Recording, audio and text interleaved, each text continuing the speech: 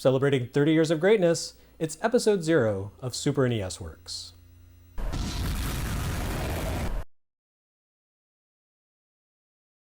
Oh, I can see that. So that's the new Super Nintendo Entertainment System. What about it? The idea of console generations and cyclical upgrades was not a given in the early days of video gaming. We take these things for granted now, but as the cocaine come down of the 80s led into the optimism of the 90s, no one had any reason to think of consoles as disposable, or of technological obsolescence as a given. As of 1991, the only console makers to have attempted to sell iterative consoles to the American public had been Sega and Atari. Atari's efforts proved disastrous at best. The Atari 5200 had been positioned tentatively as both successor and companion to the aging 2600, but it flopped. Poorly designed controllers, a lack of compatibility with the 2600 library, the fact that the console was effectively a less useful version of the company's personal computer line, the implosion of the US home gaming market. These factors conspired to doom the 5200. The launch of the 2600's proper successor, the 7800, ended up being pushed back from its intended 1984 debut until after Nintendo's more advanced and more heavily marketed NES had landed on American shores, relegating an excellent system that could have normalized the concept of a console upgrade cycle to a footnote. It's not that the idea of technological advancement in video games was somehow unthinkable in the 80s. On the contrary, the practice had been fairly well established. Mattel has sold the Intellivision on its superiority to the 2600. Furthermore, both computers and arcade cabinets evolved through a constant string of advances. However, computers and coin-ops represented a different slice of the gaming market than consoles. The ballooning cost of increasingly sophisticated arcade cabinets was largely transparent to US arcade-goers, who had paid 25 cents for the pleasure of 3 lives in Pac-Man in 1980, and would continue to pay 25 cents for up to 3 rounds of combat in Street Fighter II in 1991. Unless a game offered some sort of novelty, like Galaxy Force 2's gyroscopic cabinet, Dragon Lair's theatrical quality laserdisc animation, or whatever Holosseum was, the cost remained the same to end users regardless of how much arcade operators had to invest into the hardware. The real consumers of arcade cabinets were the amusement vendors who had to make the inflating economics of the format work, somehow. At the other extreme, home computers cost quite a lot, and more advanced models arrived on the scene on a yearly basis for purchase by end users. But for the most part, computers offered a certain continuity for their owners. These were devices that simply served as hosts for their true platform, the operating system. Buying the latest member of a computer line's family meant a great deal of the software that had worked on the older model could usually be coaxed to run on the new model too. So while the concept of console and computer generations certainly existed when Nintendo embarked upon its follow-up to the NES at the tail end of the 1980s, there was no reason to think consumers would accept this concept for their home video game systems. Nintendo had no guarantee that NES owners would take the leap to the system's sequel, even if that new platform offered an obvious improvement over the 8-bit system's capabilities. Now, Nintendo had already tested the waters for consoles as replaceable commodities to a certain degree by the time the NES's successor rolled around. In Japan, the NES's equivalent, the Famicom, had already been somewhat replaced by the Famicom Disk System way back in 1986, but maybe that shouldn't count. The Disk System added to the capabilities of the Famicom by attaching to the console rather than replacing it outright. Indeed, the stock Famicom console easily outlasted the Disk System. Microchip memory expansion tech developed to a point where cartridges could offer far more memory than diskettes and contain superior supplemental features unique to solid-state media. Those add-ons allowed the base Famicom console to pull ahead of its purported successor a mere 2 years after the Disk System's launch. Only Sega had successfully broken the seal on console upgrades, and even then, their console evolution had been a series of tiny baby steps. The SG-1000 begat the Master System, which essentially used the same innards as the SG-1000, but juiced up its graphics chip. And in 1988, the Mega Drive, which became the Genesis when it shipped in America a year later, arrived, but it too incorporated the previous hardware's innards to help power it. Even the Game Gear handheld would amount to a beefed-up, portable Master System. As a result, Sega consoles had maintained a line of backward compatibility unique in the industry. The Master System could play SG-1000 games through its card port, and the Genesis could be made to run Master System software with the help of an inexpensive pass-through adapter. Sega's iterative design helped soften the blow of paying to upgrade hardware. That and the fact that few in America or Japan had even bought the Master System, meaning the Genesis felt less like a successor, more like an attempt to start afresh. Nintendo, however, found itself in a very different position from Sega. But the Master System had only found any real traction in Europe and Brazil. The NES and Famicom had dominated America and Japan, shipping more than 50 million units worldwide by the end of its run to become the best-selling game system the world had seen to that point. With that many Nintendo 8-bit consoles in the wild, hundreds of millions of cartridges had entered homes through a constant infusion of allowances, birthday presents, holiday gifts, and summer jobs. The NES had become, in effect, an investment, and the arrival of a new and entirely different Nintendo system threatened to render 50 million households' investment moot. And I'm going to explain to him how people market things to make you spend more money. Bad enough Nintendo had just shipped the Game Boy, which required its own software. Now the company would be offering a third system, one designed to supplant the console everyone already owned and had bought tons of games for. And yet, Nintendo couldn't not upgrade the NES. Sega's Genesis, which was essentially a stripped-down rendition of the company's powerful arcade machines, absolutely eclipsed the NES's capabilities, hosting shooters and sports games on par with a coin-op cabinet. And over in Japan, computer giant NEC had released its own console, the PC Engine. Though less powerful than Genesis, the PC Engine had a memory-boosting CD-ROM expansion lurking in the wings that promised to bring Laserdisc-style experiences home. And so Nintendo gave in to the inevitable. And created its own equivalent to the Genesis and TurboGrafx 16, the Super Nintendo Entertainment System, also known as the Super Famicom in Japan. Interestingly, the Super NES could potentially have maintained a spirit of continuity with its predecessor through backward compatibility. The console's innards were designed by Masayuki Uemura, the former Sharp engineer who had designed the NES and Famicom. Uemura decided to power the console with a Ricoh 5A22 processor, a 16-bit chip drawn from the MOS 6502 family, the same family that gave us the NES's 2A03 chip. In theory, it probably wouldn't have been difficult to include some sort of NES compatibility mode in the hardware. Indeed, there were rumors before launch that the console would include an NES cartridge slot, or that an add-in in the style of the power-based converter for Genesis would ship to enable standard NES cards to run on Super NES. Recently, historian Frank Cifaldi has dug up photos of a paired Famicom Super Famicom redesign that would allow the two individual consoles to connect and tap into a single video output. Ultimately, though, Nintendo decided to make a clean break. The Super NES was not a literal Super NES. It was an all-new console requiring all-new software. This was a bold decision for Nintendo, and it didn't sit well with many parents who resented the idea that all the money they had sunk into NES games for their kids, or themselves, was suddenly lost to obsolescence. But that wasn't exactly the message Nintendo presented. The Super NES launched in 1991, but the company continued to support the NES with new software releases through 1994, and with phone and repair support for another decade beyond that. Nintendo would publish some fine games on NES and Famicom even after the Super NES had arrived, most notably the spectacular Kirby's Adventure. As such, the company presented a straightforward proposition to fans. Players interested in living at the bleeding edge should hunt for a Super NES. But hey, you could always hand your old NES down to your little brother or sister, or just keep playing yourself. It helped salve the wound to realize the Super NES was indeed a cutting-edge console. At the same time, it wasn't so dramatically superior to Sega's Genesis that making a choice between the two was obvious. Each console had its own comparative strengths and weaknesses in terms of both hardware and software. The Genesis's arcade legacy meant it excelled at fast-paced titles, with an emphasis on speed, and its audio and visual design reinforced this idea.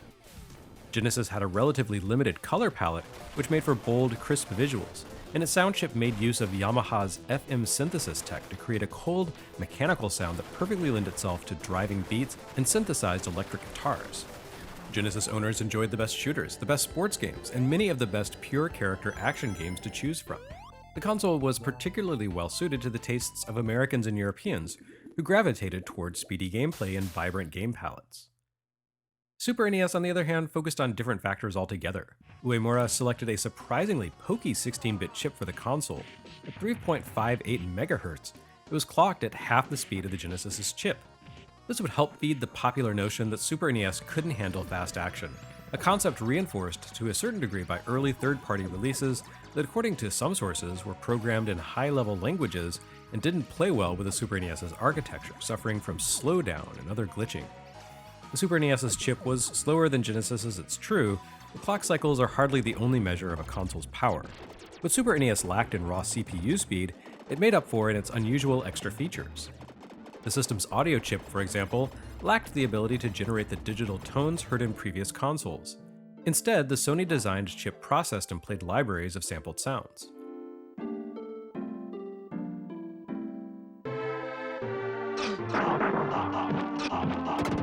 While similar technology had previously appeared in high-end computers like the Commodore Amiga and Sharp's X68000, it was unusual for a system to use that tech exclusively and to sell for $200 rather than $2,000. Super NES audio lacked the sharp punch and rasp of the Genesis's sound. It possessed a warmer, softer quality, thanks in part to the low sample rate of its audio library. But Sony's SPC 700 audio chip granted composers with remarkable versatility. While they could rely on the default sound library with its cheesy guitars and late 80s slap bass effects, they could also craft their own samples. According to game journalist Chris Kohler, ActRaiser composer Yuzo Koshiro crafted that game's John Williams-esque score by bringing his own sound sources to the mix, and other composers soon followed suit. What the Super NES's sonics lacked an urgency and intensity, they made up for with richness. And the Super Nintendo library would be far poorer without sonic moments like Final Fantasy III's opera and Super Metroid's eerie environmental effects. On the visual front, the console represents a similar design philosophy. Very few games on Super NES felt as panicked and intense as Thunder Force 4 or Gunstar Heroes on Genesis. But Uemura's engineering team compensated for meager megahertz by powering up the system in other respects. For starters, the Super NES could call up and display a far larger color palette than the Genesis or TurboGrafx-16.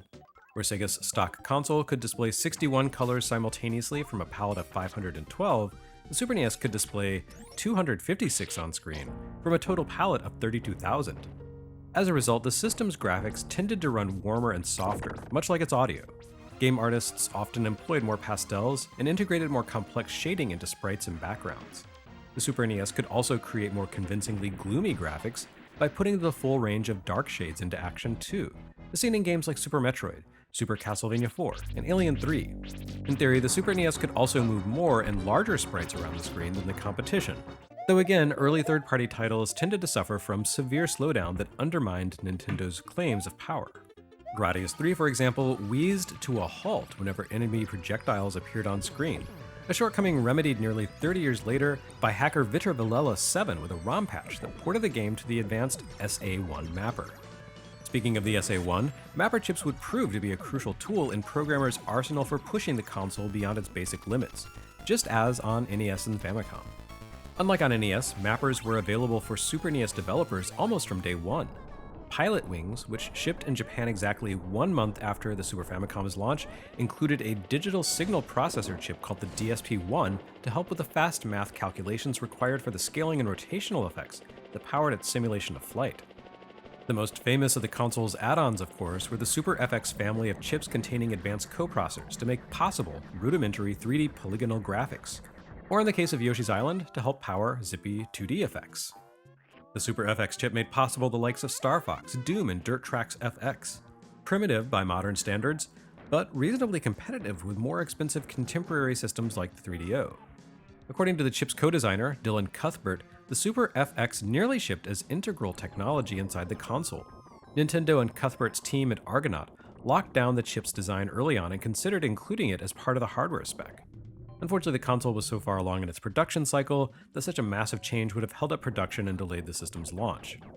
The Super FX instead became an add-on cart option reserved for developers willing to sell their games for a premium above the already steep cost of Super NES carts.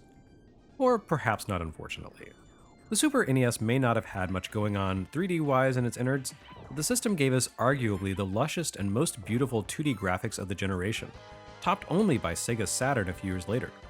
The system-level graphical features Nintendo built into the Super NES hardware went a long way to make those stunning visuals possible. Super NES didn't simply offer devs an impressive color palette and powerful optional on-cart upgrades. It also gave artists and programmers a huge array of graphical options with which to present their games, all defined at the system level. The Super NES output its visuals in one of 8 modes, numbered 0 through 7. Of course, Mode 7 is the best known of these. In fact, I originally called the Super NES Works Mode 7 because it's such an iconic element of the console's legacy. Graphical Mode 7 allowed developers to take a large bitmap graphic and manipulate it along multiple axes. They could stretch, spin, skew, and scale it, crudely simulating 3D visuals. It's this scaling effect that powered a fair few of the systems behind the vehicle racers and shooters, such as F-Zero, Hyperzone, and Top Gear. RPG designers were fond of using it for their overworld maps, as seen in the Final Fantasy games and Terranigma. Mode 7 was also responsible for all the gimmickry in Stage 4 of Super Castlevania 4. The spinning room, the scaling boss, and the rotating spike trap were all showcases of what Mode 7 could do. While less famous, the console's other modes actually did more to define the real look of the system, since they were the workaday tech that powered games outside of those flashy Mode 7 moments. In simple terms, each mode defined the colors and background elements that could be displayed at any given time. The Super NES had limited processing and memory resources, and the graphical modes divided those up. A game could display tons of colors, or multiple layers of background elements, but never both at once. By setting the graphical mode, developers customized how they wanted to allocate the system's limited resources. Mode 0, for example, could render an impressive 4 background layers at once, making possible all kinds of impressive parallax effects to simulate depth and distance.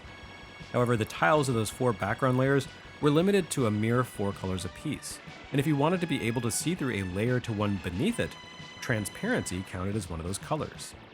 At the other extreme, modes 3 and 4 only allowed 2 background layers, but the tiles in one of those layers could contain up to 256 colors. In short, designing Super NES graphics involved a trade-off: color depth versus visual depth.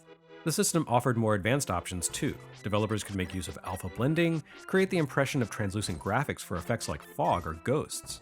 On Genesis, this feature had to be faked with checkerboard dithering until late in the console's life. You also had highly specialized modes 5 and 6, which allowed developers to sacrifice color in order to output double-resolution graphics. This was mostly used for menu screens and other scenes in which dense text was required, a godsend for Japanese RPGs complaining complex kanji, but it did show up in other contexts, as in the entirety of RPM Racing. Ironically, the game that ended up being Super NES's most essential graphical showcase, Donkey Kong Country, did little to push the console's hardware. Instead, it amounted to a masterwork of fakery on the production side. Rare Limited simply paired the console's standard 2D platformer tech with sprites, backgrounds, and color palettes that had been carefully crafted on high-end computer workstations to create the impression that the Super NES was cranking out advanced 3D graphics on par with PlayStation. In other words, all the tech in the world means bupkis if you don't have talent behind the games. And that, the Super NES had in spades. Developers quickly cottoned to the fact that the Super NES lent itself to slower, more elaborate game concepts than the quick-hit arcade thrills of Genesis and TurboGrafx-16. Arcade experiences didn't vanish entirely from Super NES, especially once Brawler Mania took hold, but the console is best remembered for its more methodical titles. Role-playing games achieved a golden age on Super NES. Simulations and titles that took advantage of the Super NES mouse, like non-gaming creative app Mario Paint, were essential. Even action games tended to become more exploratory on Super NES. Consider the Mario games, which slowed their pace and focused on discovery and uncovering secrets. This was abetted by the console's controller, which greatly upped the complexity of D-pad-style interfaces from the existing standard, without making the mistake of going down the Intellivision Jaguar controller plus digital phone keypad route. Nintendo added 2 extra face buttons and a pair of shoulder triggers to the basic NES controller layout, increasing the number of buttons from 4 to 8. While it took players and developers a while to adjust to these new options, the standard laid down by the Super NES continues to serve as the baseline for console controllers. Sony's DualSense adds an extra set of triggers and 2 analog sticks to the Super NES design, but it keeps the general diamond-shaped button layout and trigger design, as do Xbox's Series X Pad and Switch's Pro Controller. Over in Japan, the Super Famicom also continued Nintendo's experiments in breaking from standard retail distribution. The Nintendo Power distribution service allowed players to download games to special flashcards, many of which were unique to the service, including Puzzler Sute Hakun and Chrono Trigger sequel Radical Dreamers. Meanwhile, the BSX Satellaview took the cable distribution concept of SegaNet a step further than Sega did.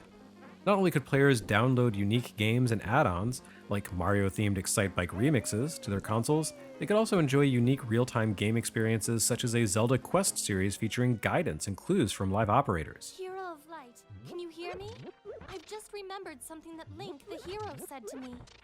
Super NES dominated the Japanese market to nearly the same degree that the Famicom had. In the US and Europe, however, it struggled to keep pace with Sega's Genesis, which beat it to market by 2 years and offered a vast library of energetic action and sports games. Ultimately, Sega undermined its own console with a series of questionable choices born of infighting between its Japanese and US executives, and the Super NES eventually outsold it.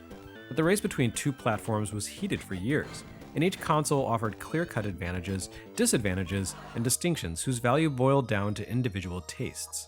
The competition between the two made the industry stronger.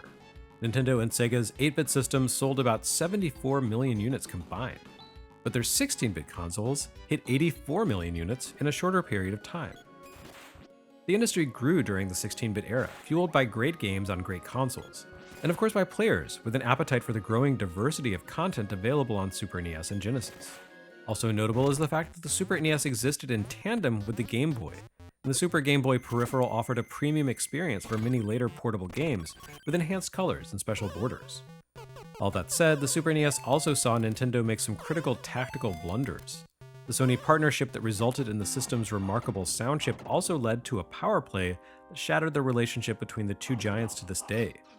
This rift inspired Sony to develop and launch the PlayStation platform and its successors, which alternate between eating Nintendo's lunch and being eclipsed by Nintendo's latest console offering, depending on the generation. Nintendo protectionist licensing policies also alienated many publishers, who bore the burden of production costs and frequently lost money putting games on Super NES. Thanks to the high cost of ROM cartridges and the changing tastes of gamers, most of Nintendo's longtime partners were all too happy to jump ship to PlayStation when Sony offered them more generous contract terms, along with far more generous storage space, courtesy of the CD-ROM format. The Super NES was eventually replaced by the Nintendo 64 in 1996, which proved to be a dicier venture than the 16-bit generation had been. Even so, Nintendo phased out the Super NES in the US within 2 years due to the success of the N64 in that region. In Japan, however, the N64 was slower to catch on, and the Super Famicom trucked along until November 2000 and its final release, Metal Slater Glory. There was a 10-month gap between the active Japanese life of the Super Famicom and the debut of the GameCube. It's almost as though the N64 was a lost generation in Japan. But you can't say the same for Super NES.